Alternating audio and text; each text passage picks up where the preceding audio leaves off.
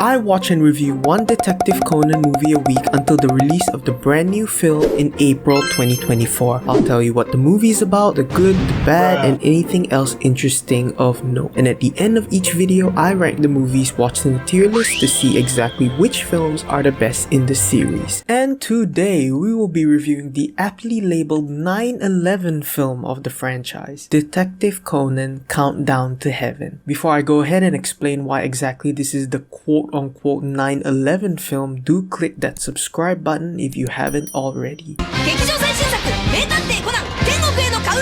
Countdown to Heaven premiered in Japanese theaters on April 21, 2001, directed once again by Kenji Kodama and written by Kazunari Kochi. The film follows Conan and the gang attending the grand opening of Japan's tallest twin towers. After a series of murders and ruthless bombings to the building, Conan must solve the crime, evacuate the collapsing building, while also figuring out how his arch enemies, the Black Organization, are involved. Now for the fun fact, popular conspiracy theories have arisen stating that the plot of this movie was a sort of warning for the 9/11 attacks on the New York Twin Towers in September of that year. This is because the real-life attacks were very similar to the events depicted in the film, which involved twin buildings being destroyed. So I guess Osama was just a big fan of Detective Conan.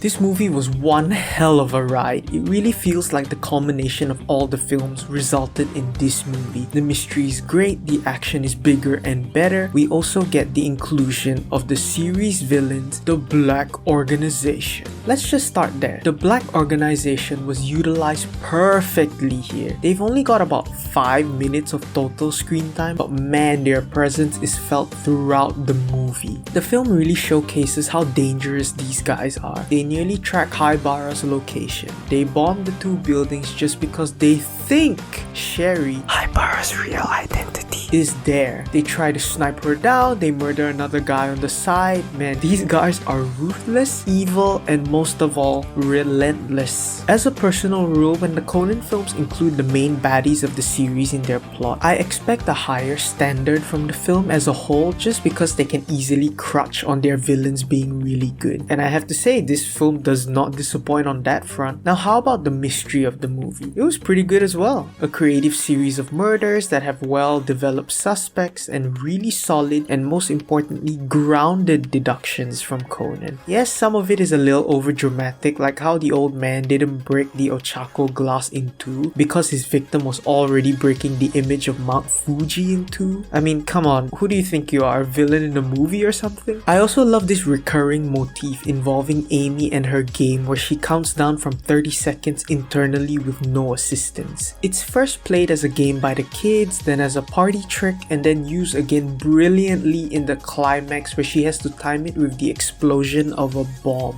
And speaking of, my god, the action scenes in this movie are amazing. You can really see the improvements Kazunari Kochi is making in his writing of action scenes. Once again, this feels like he was responding to the last Conan film. Oh, you guys really loved the action in the last movie, huh? Okay, in this one, we gave it more stakes, made it longer, and also made it more epic. Enjoy! Like Ran and Conan leaping off the side of the building?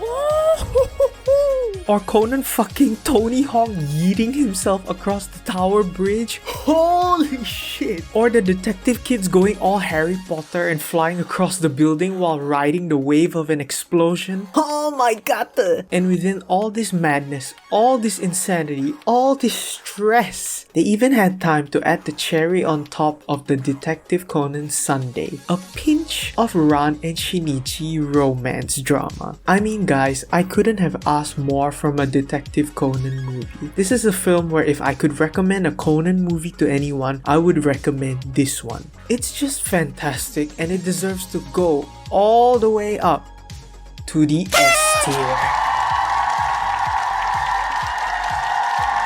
My only question left after watching this movie is, how are Kodama and Kochi gonna top this? Well, find out next week as we cover the 6th film in the franchise, Detective Conan, The Phantom of Baker Street. I'll see you all then, and bye bye!